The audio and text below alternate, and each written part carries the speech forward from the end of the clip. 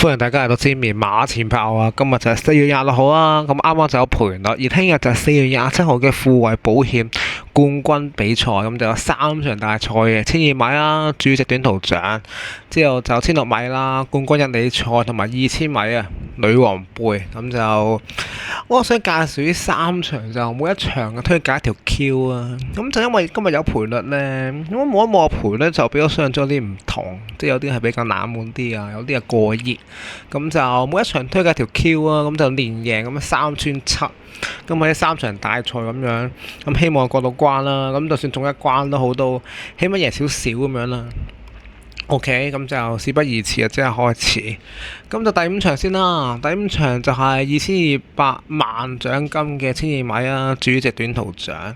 咁呢一場呢，啱啱有盤一睇，其實就因為金鑽貴人啊3號啊12倍啊，我覺得好抵博。咁就1號加嘅高升就一定係1.2倍好正路㗎啦。咁呢一隻馬應該到時都係1.2或者1.3倍咁上下啦。1.1就應該唔會嘅，始終今次係咁多咁強嘅馬。咁就第一隻加嘅高升先㗎啦。呢一隻都不用懷疑啦，最近狀態都當鋭咁樣，4水未輸過，呢啲基本上係作亞望冠之選嚟㗎啦。咁應該贏到嘅，其實即係個時間又快，咁又成又破場地紀錄。咁就買 Q 都話一隻膽啦。咁另外我想買多一隻就係買金鑽貴人算啦，因為金鑽貴人12倍其實好難唔揀。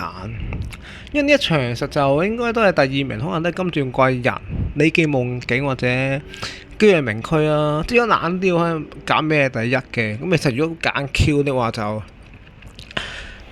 咩第一已經難啲㗎啦，即係如果4年華嗰啲要揀啦，4重彩嗰啲。咁李記夢境其實都 OK 嘅。咁阿莫人拉繼續揀騎呢一隻馬啦。咁上次都跑第3，都係輸少少咁樣，輸俾居然名區啊，之後就輸俾嘉人高升咁樣。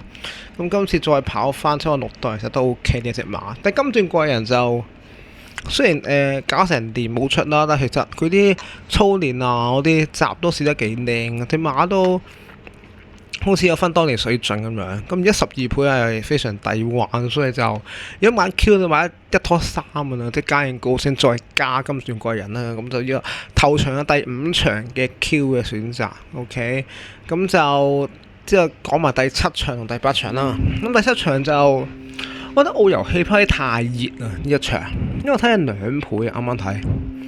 因為如果咁樣揀呢，即係正所謂富貴險中求嘅。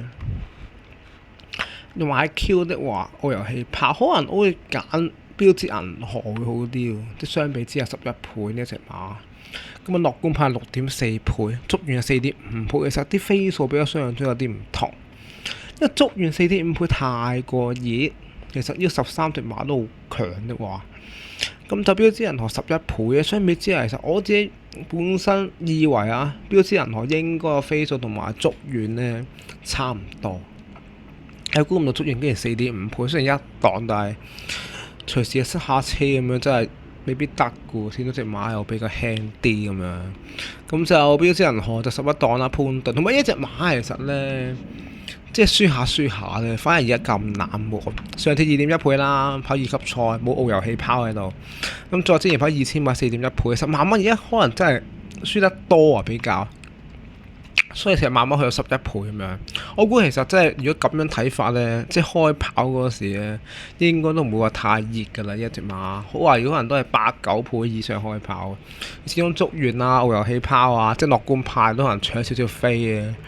咁變咗一隻馬其實好睇薄嘅標誌銀河，咁就揀埋呢一隻咯，絕對。咁其實一隻馬唔會咁差，其實好好啊。呢個同澳遊氣拋跑。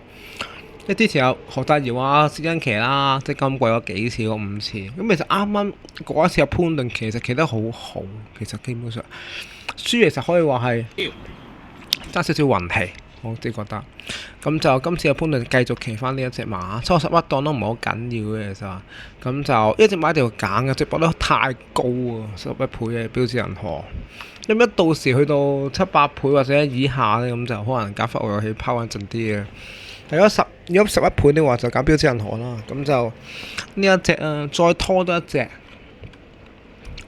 其實捉澳遊氣拋好難走得甩嘅，咁可能拖埋澳遊氣拋。始終你即係樂觀派澳遊氣拋同埋捉遠揀呢，澳遊氣泡始終係穩陣啲。你捉完其實都即係始終鳳凰絲尾旗嗰一級賽咧，咁就難玩啲啦。咁其實澳遊氣泡就始終麥道朗發揮又好好，咁再加上隻馬都好靚，咁就翻版 Q 啦，澳遊氣泡再加標誌銀河，佢哋都好耐未試過串 Q 啦，咁就揀呢兩隻啦，第七場咁樣參轉策，咁都亦都穩陣嘅，應該隻磅都有高嘅，即係好過澳遊氣泡拖足月或者澳遊氣泡拖樂觀派，咁其實都條 Q 都好熱啦，睇睇條 Q 幾多先。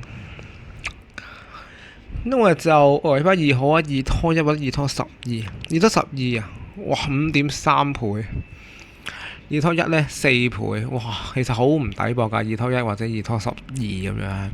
反而如果澳遊氣泡拖標誌銀河呢，2拖6嘅6.2倍多少少啦，好玩啲咯，好分啲咯，抵博啲咯。咁始終穩陣啦，標誌銀河咁就揀埋呢一隻啦。今次我其實都好啲嘅，阿潘頓始終喺呢啲咁嘅大賽日嗰度，潘頓都要威㗎啦。咁就第七場有推介澳遊氣泡再拖標誌銀河啊，綜合值博率啊、實力嗰啲嘢都係絕對稱先嘅。OK，咁就今日第八場啊，第八場亦都推介一條 Q 啊。咁其實呢一場呢，咁就一隻港隊馬，一隻就可愛馬啦。咁就係7號安晴，呢一隻一定係稱先㗎啦。我自己覺得，即係2000位港隊嚟講呢，相比隻勝利山啊，相比8號飛區安晴會好啲，或者球星啊，即係兩隻就係一定要揀㗎啦。安晴加球星。咁其實安晴上次就田泰安騎啦，咁就騎嗰個1600米。咁其實嗰一次又唔係好作得準嘅，即係隻馬嘅狀態咁樣。咁之後就因為嗰時就要避開嗰一隻咧，永遠美麗咧，咁樣勒令避開咁樣。咁其實都擾攘咗一陣咧，其實又睇唔到隻馬嘅狀態點。咁前一次跑2000米嘅，即係 Good One 嗰一次咧，其實隻馬係即係收住咧，其實即係最尾咁樣澳遊氣泡彈得贏啊嘛嗰一次。咁香港金杯嗰一次咁安晴又相比前隻輝煌同油紅吹捧個細嘅，最尾真係撳下撳下田達安嗰一次咧。咁其實隻馬好靚嘅，其實隻馬狀態好好啊，基本上。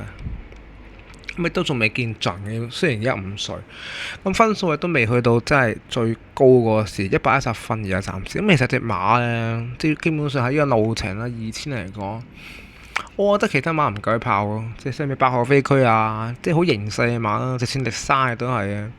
即係其實雖然上次係贏啦，隻千力山同埋8號飛區，咁其實今次講真，4連環都未必要拖嘅兩隻馬，其實其實嗰個上限可能已經到咗兩隻馬，咁而115分，隻千力山就差唔多啦，見盡㗎啦。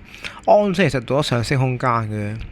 可能118、119或者可能120分到安晴。其實如果真係拋埋呢一次嘅話，咁今次收到4檔，同埋再加上轉翻艾杜拿啦，咁轉艾杜拿係一件好事。咁艾杜拿其實之前都騎過啊，上年咁樣23年11月同12月有2場都騎過艾杜拿，其實騎得幾好。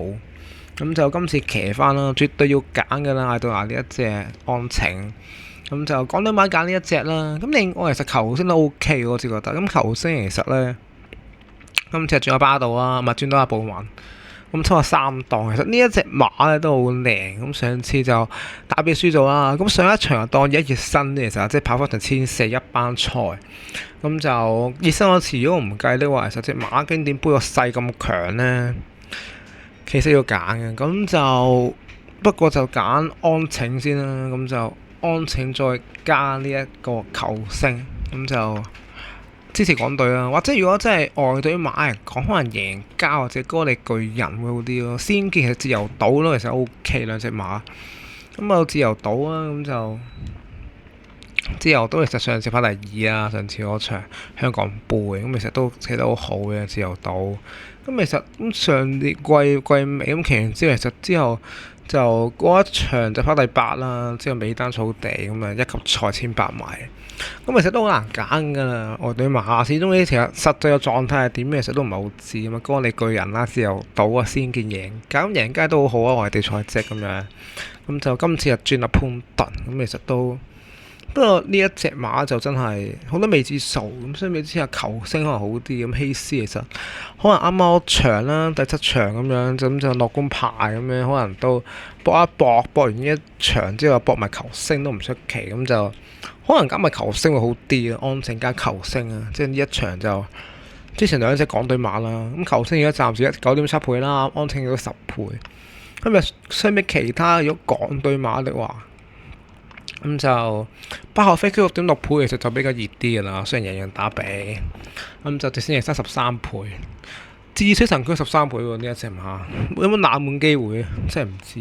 咁就如果咁樣的話，就可能真係球星再加安請啦。咁就呢一場都買維持 Q 啊，咁就費事咁搏，因為其實外隊馬應該都有一隻入頭三嘅。咁啊睇下邊一隻外隊馬入頭三啦。咁就博條維持 Q 應該穩陣啲。咁就講多一次啦，咁就過關啦。3場大賽，第5場就加人高星加金鑽貴人就係連贏，因為希望阿金鑽貴人贏到，所以買 Q 算啦，唔買二重彩。咁之後第7場啦，澳遊氣泡再加標之人學 Q 啊，都係。咁另外就為之 Q，咁就第8場嘅，咁就係7號贏家再加10號球星，咁就有隻外隊馬入嚟噶啦，睇下邊一隻啦。咁就希望呢兩隻港隊馬都可以即入到頭3名啦。咁就係咁多。咁今次嘅知名馬前炮就係3選7，咁就3場富衛保險大賽，咁就下條片再見，星期一。OK，好，拜拜。